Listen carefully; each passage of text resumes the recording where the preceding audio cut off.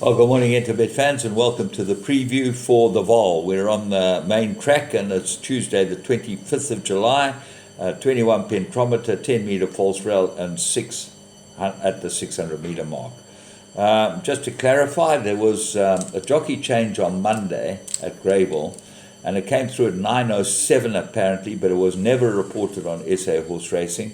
And Kamalo took over from Carty and ended up winning the race. And that was, in my view, you're not allowed to do that. You've got to have a certain cut-off time for change of jockeys, and Carty did ride on the day. Right, so that was quite annoying, but let's move on to race 1, 12:25, 8-race program, 1,000 meter maiden plate for fillies and mares, and I'm going for number 1, Wilkies. It's certainly last run was the best of the 3 horses in the betting, although Jumping Analia, number 9, will probably improve. There was a little support for Tony Peters' runner, and it's got to make up about 2 lengths on Wilkies. Will make them very close, I would have thought. Wait for Green Light obviously ran in the same race and ran behind both of them, but the blinkers are off, and maybe that will improve her. They look like the only ones that can win it. Race 2, maiden juvenile plate, they got 1,200 meters, and Waziak, the Cornet Spies runner, number 16, is my top choice. I think this will win. Got the right form, very, very nice first run, and certainly should go well again over this course, although it comes back 200 meters. But the dam side is slow, the sire side is fast, so maybe Waziak shows to the sire.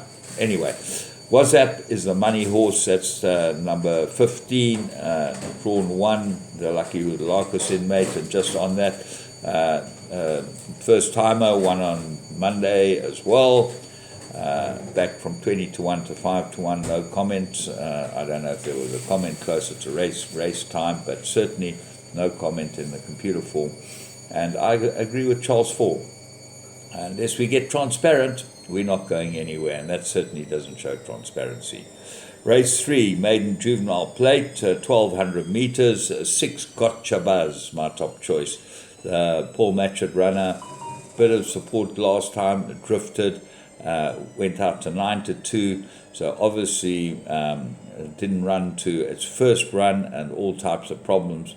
McThorley gets the ride again, very good first run, and this just shows that the phones, Pink Panther's arrived. Don't worry about the Pink Panther.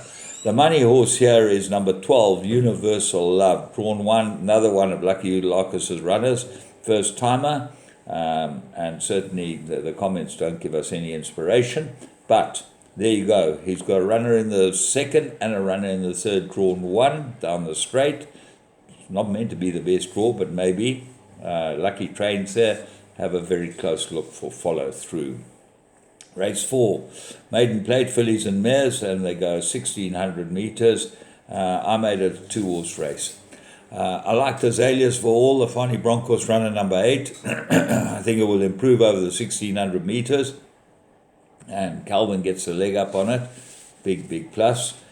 Solo Diva, big danger, number 1, ahead of the speed rating, and Tyrone Zaki's runner for Muzieni, third run after arrest, and the race is named after Tyrone Zaki, so hopefully Tyrone can win his own race. Race 5, maiden plate, 1,600, and I made it 2 horses.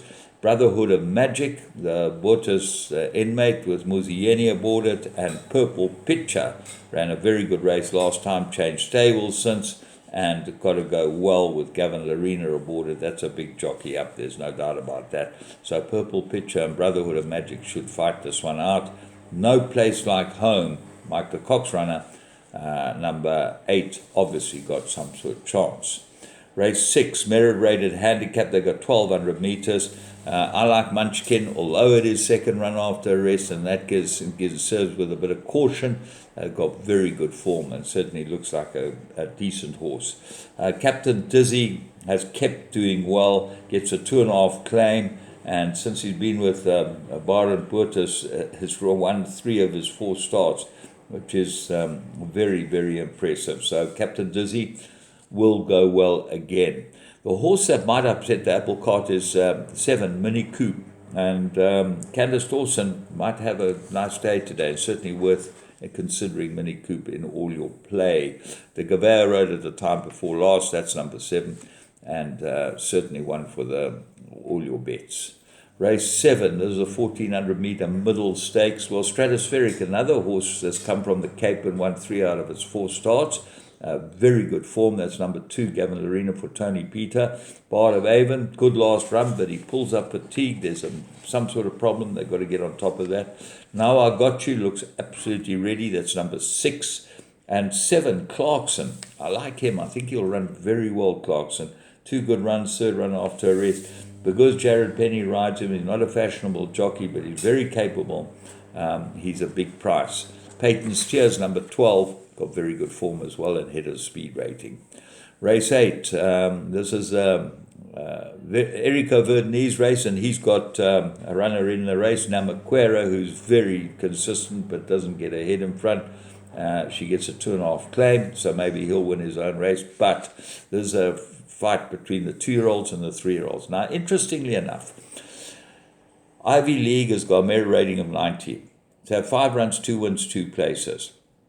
Queen of Camelot got a merit rating of 90. So 4 runs, 1 win and 2 places. So in effect, the handicapper has handicapped Queen of Camelot out of a win. That's basically what it boils down to. And that's the only reason I can see that you should have set weight races, because this type of thing should not happen. And if you had a graduation plate, you'd find that Ivy League would give Queen of Camelot some weight, and that would make a difference. But Ivy League looks very well handicapped, number 2, and of the 2-year-olds, probably the one to beat. But I think Queen of Camelot's useful. Radu, I think this will run very well. Sean Terry's runner for Kabela Matsurami. Got to be in the play. Tree Fairy improved last and Call of the Wind, the biggest underachiever, well, one of the biggest underachievers in racing. Got to have some sort of chance as well. Jared Penny might have a good day. So, from me, James Goodman, and the whole Interbet team, I hope you have a good one there. Payday today, so maybe we'll be able to make some money for the weekend.